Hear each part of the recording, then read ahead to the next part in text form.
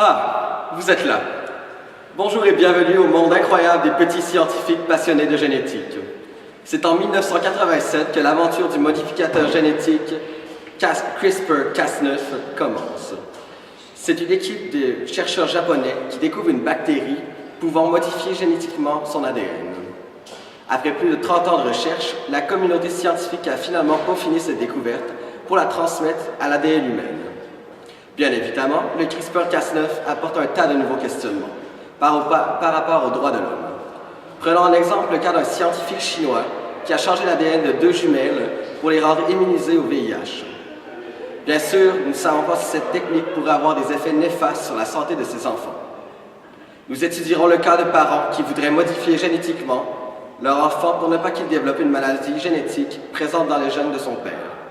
Mais pour l'instant, allons voir une journaliste qui nous parlera des enjeux éthiques, économiques et sociaux de cette nouvelle découverte. Je vois d'après la lecture de votre dossier que votre consultation est pour modifier précisément. Donc, j'en conviens au nucléotide près, une région de l'ADN de votre futur enfant.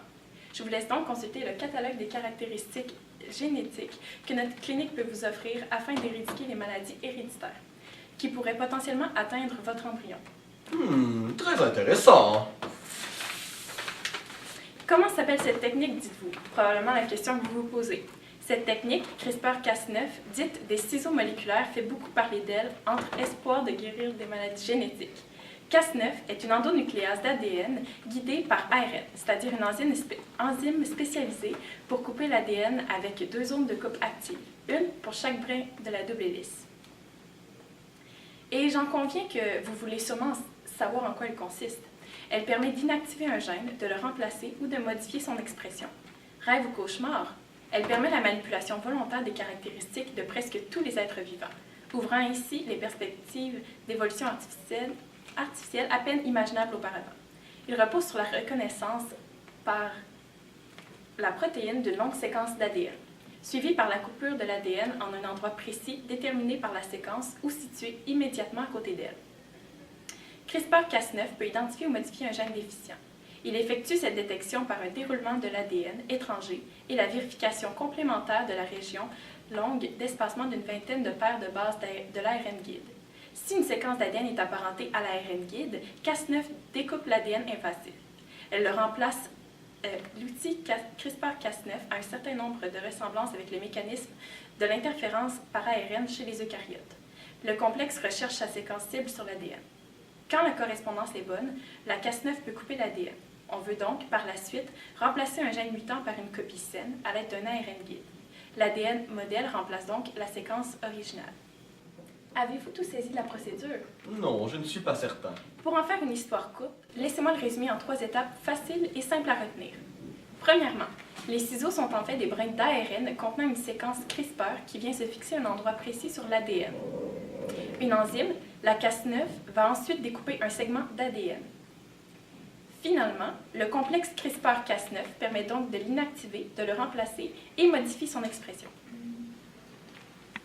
Mais attention, la nouvelle technologie génétique CRISPR-Cas9 est source de nombreux enjeux tant au niveau scientifique que éthique. Premièrement, je vais vous énumérer les principaux enjeux scientifiques. Tout d'abord, puisque cette nouvelle technologie génétique est entrée en scène qu'en 2012, il y a un manque flagrant d'observation sur les effets à long terme de cette technologie. En effet, il est possible qu'il y ait des influences négatives sur la régulation épigénétique de l'ADN de la cible. Il faudrait savoir comment et dans quelle mesure les effets peuvent être déclenchés en dehors de la zone ciblée. En effet, la nucléase Cas9 est orientée par l'ARN guide vers une séquence du gène spécifique de l'ADN, mais il est possible que d'autres régions en cours de route soient coupées. Ces effets sont nommés les effets off-target, aussi nommés non ciblés. Ces effets sont difficiles à cibler. Il y a un manque au niveau des recherches pour évaluer les facteurs influençant ces effets off-target. Il ne serait pas souhaitable d'introduire de nouvelles mutations génétiques dans le génome dans lequel on était tenté de corriger une mutation ciblée. De plus, l'insertion gènes aléatoires pourraient endommager d'autres gènes et ainsi favoriser le développement de nouveaux problèmes de santé, tels des cancers. La nucléase Cas9 induit une mosaïque de population cellulaire. En effet, il est possible qu'il ne coupe pas toutes les séquences des ADN de toutes les cellules, malgré son efficacité élevée. Certaines cellules seraient modifiées et certaines autres conserveraient leur séquence initiale. D'un point de vue éthique, la recherche nécessite la destruction de nombreux embryons. De plus, il est possible qu'il y ait des dérives géniques par le choix des caractéristiques de l'enfant. Aussi nommer les enfants à la carte. Ça augmenterait les discriminations et le rejet des enfants handicapés et augmenterait l'écart entre les classes sociales.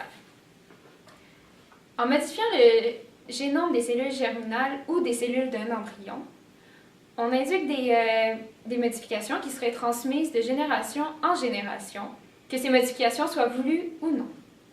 Finalement, des dérives seraient possibles dans le transhumanisme, ce désir illusoire d'un surhomme. Merci Charles pour l'invitation.